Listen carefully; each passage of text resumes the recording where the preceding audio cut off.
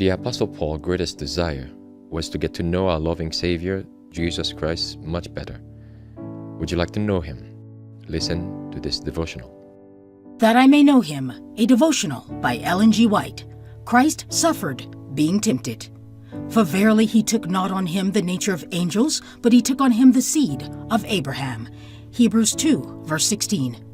We need not place the obedience of Christ by itself as something for which he was particularly adapted by his particular divine nature, for he stood before God as man's representative and was tempted as man's substitute and surety.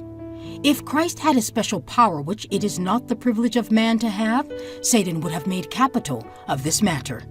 The work of Christ was to take from the claims of Satan his control of man, and he could do this only in the way that he came, a man.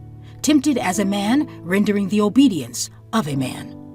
With that we could comprehend the significance of the words, Christ suffered, being tempted, Hebrews 2, verse 18. While he was free from the taint of sin, the refined sensibilities of his holy nature rendered contact with evil unspeakably painful to him. Yet with human nature upon him, he met the arch apostate face to face, and single-handed withstood the foe of his throne. Not even by a thought could Christ be brought to yield to the power of temptation. Satan finds in human hearts some point where he can gain a foothold, some sinful desires cherished by means of which his temptations assert their power. But Christ declared of himself, "The prince of this world cometh, and hath nothing in me." John 14, verse 30. The storms of temptation burst upon him, but they could not cause him to swerve from his allegiance to God. All the followers of Christ have to meet the same malignant foe that assailed their master.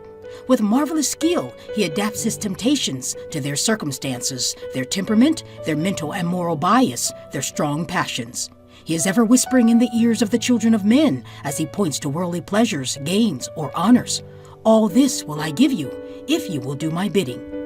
We must look to Christ. We must resist as he resisted. We must pray as he prayed. We must agonize as he agonized, if we would conquer as he conquered.